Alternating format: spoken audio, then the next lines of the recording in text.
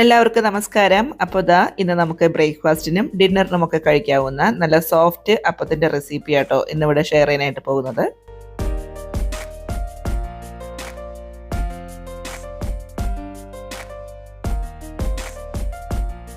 അപ്പോൾ ഈ സോഫ്റ്റ് അപ്പം ഉണ്ടാക്കാനായിട്ട് ഞാനിവിടെ എടുത്തിരിക്കുന്നത് 2 ഗ്ലാസ് ഇഡ്ഡലിയരിയാണ് കേട്ടോ. അപ്പോൾ ഇഡ്ഡലിയരി ഇല്ലയെന്നുണ്ടെന്നുണ്ടെങ്കിൽ നമ്മുടെ സാധാരണ പച്ചരി 2 കപ്പ് എടുത്താൽ മാത്രം മതി.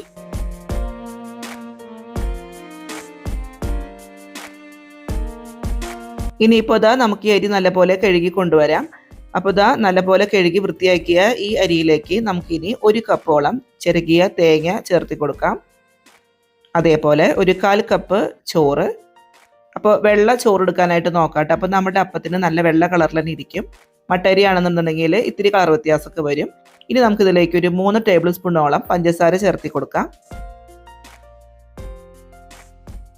അതേപോലെ തന്നെ 1/4 ടീസ്പൂണോളം ഇൻസ്റ്റന്റ് ഈസ്റ്റ് ചേർത്തി കൊടുക്കുന്നുണ്ട്. ഇനി ഇതെല്ലാം മുങ്ങാൻ പാകത്തിന് ഒന്ന് വെള്ളം ഒഴിച്ചു കൊടുക്കുക. അതിനുശേഷം നല്ലപോലെ ഇളക്കി യോജിപ്പിക്കുക. ഇനി അടച്ച് ഒരു 3 മണിക്കൂർ നമുക്കവിടെ സോക്ക് ചെയ്യാനായിട്ട് മാറ്റി വയ്ക്കുക. അപ്പോൾ ഒരു 3 മണിക്കൂർ കുതിർന്നതിന് ശേഷം വേണം കേട്ടോ ഇനി നമുക്കിതെടുത്ത് അരയ്ക്കാനായിട്ട്.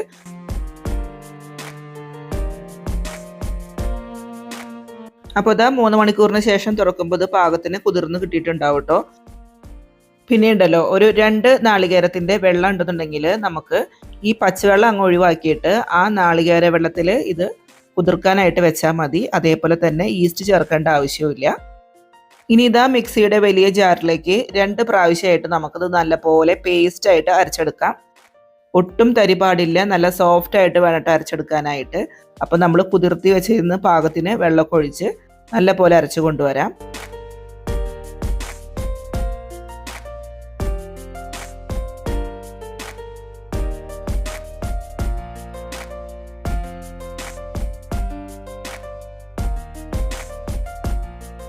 അപ്പോൾ ആദ്യത്തെ ട്രിപ്പ് അരച്ചു കൊണ്ടുവന്നിട്ടുണ്ട്. നമുക്ക് നല്ല കുഴിയുള്ള ഒരു പാത്രത്തിലേക്ക് ഇത് ഒഴിച്ചു വെക്കാം. കണ്ടില്ലേ, ഇതേപോലെ നല്ല സോഫ്റ്റ് ആയിട്ട് വേണം അരച്ചെടുക്കാനായിട്ട്.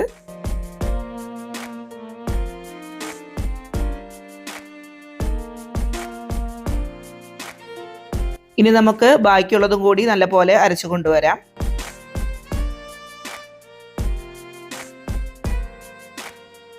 അങ്ങനെ രണ്ടാമത്തെ ട്രിപ്പും നല്ലപോലെ അരച്ചതിലേക്ക് ഒഴിക്കാം. ഇനി നല്ലപോലെ ഒന്ന് ഇളക്കി യോജിപ്പിക്കുക.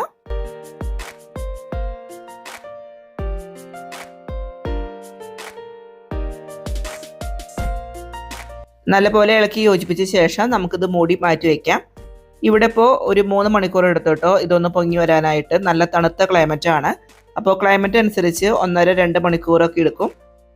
അപ്പോൾ 3 മണിക്കൂറിന് ശേഷം മാവ് നല്ലപോലെ പതഞ്ഞ് പൊങ്ങി വന്നിട്ടുണ്ട്. കണ്ടില്ലേ?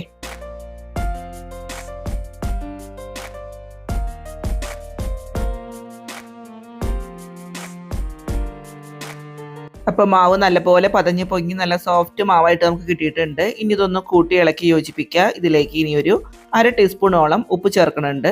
അതിനുശേഷം നല്ലപോലെ ഇളക്കി യോജിപ്പിക്കുക. ഇതേപോലെ ഇളക്കണോണ്ട് ഇനിയിപ്പോൾ അപ്പം സോഫ്റ്റ് ആവാണ്ടിരിക്കൊന്നുമില്ല കേട്ടോ.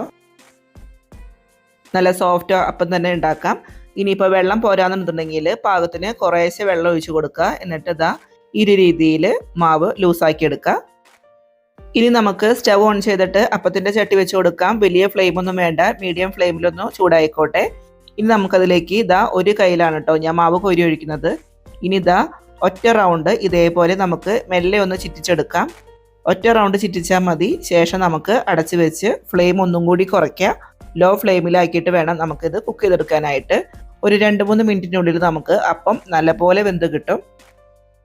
2-3 മിനിറ്റിന് ശേഷം ഇതേപോലെ തുറന്നു നോക്കുമ്പോൾ അപ്പത്തിൻ്റെ അരിക്കും അതേപോലെ തന്നെ ആ നടുഭാഗമൊക്കെ കണ്ടു കഴിഞ്ഞ് നമുക്ക് മനസ്സിലാവും നല്ല വെന്ത് പാകത്തിന് ഇരിക്കുന്നുണ്ടാവും. കണ്ടില്ലേ, നല്ല സോഫ്റ്റ് അപ്പം നമുക്ക് കിട്ടിയിട്ടുണ്ട്.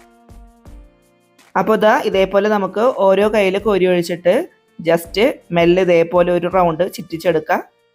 ശേഷം അടച്ചു വെച്ച് 2-3 മിനിറ്റ് കുക്ക് ചെയ്യാം. ഇതേപോലെ ഓരോ കയ്യിൽ കോരി ഒഴിച്ചാൽ മതി കേട്ടോ. അപ്പോൾ നമുക്ക് ഒത്തിരി അപ്പം ഇതേപോലെ ചുട്ടെടുക്കാനായിട്ട് പറ്റും.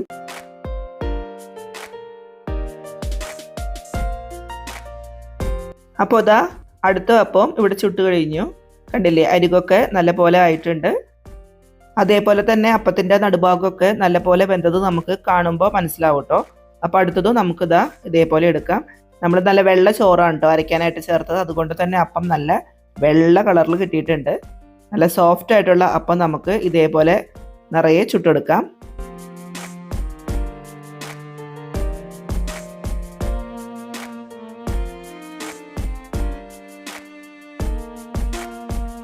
കണ്ടില്ലേ, നല്ല സോഫ്റ്റ് ആയിട്ട് വന്നിട്ടുണ്ട്. നമ്മളിതിന് മുമ്പ് ഒരു ചിക്കൻ സ്റ്റൂവിൻ്റെ റെസിപ്പി പോസ്റ്റ് ചെയ്തിട്ടുണ്ടായിരുന്നു. അപ്പോൾ ഇതിൻ്റെ കൂടെ ചിക്കൻ സ്റ്റൂ ആണെന്നുണ്ടെങ്കിൽ നല്ല ഉഗ്രൻ കോമ്പിനേഷനാണ് കേട്ടോ. അപ്പോൾ എനിക്കിതിൻ്റെ കൂടെ ഇഷ്ടം നമ്മളുടെ തേങ്ങാപ്പാലിൽ നല്ല കട്ടിക്ക് പഞ്ചസാരയൊക്കെ ഇട്ടിട്ട് കഴിക്കാനാണ്. അപ്പോൾ ചിലർക്കൊക്കെ ഈസ്റ്റ് കഴിച്ചു കഴിഞ്ഞാൽ വയറിനൊക്കെ ഭയങ്കര പ്രശ്നങ്ങളായിരിക്കും. അപ്പോൾ അങ്ങനെയുള്ളവർക്ക് ഈസ്റ്റ് ചേർക്കാണ്ട് തേങ്ങാ വെള്ളത്തിൽ കുതിർത്തി വെച്ച് ഉണ്ടാക്കാവുന്നതേ ഉള്ളൂ. അപ്പോൾ എല്ലാവരും ഒന്ന് ട്രൈ ചെയ്യുക. അപ്പോൾ അടുത്ത ആഴ്ച നല്ല റെസിപ്പിയുമായിട്ട് നമുക്ക് വീണ്ടും കാണാം. അതുവരെ എല്ലാവർക്കും നന്ദി, നമസ്കാരം.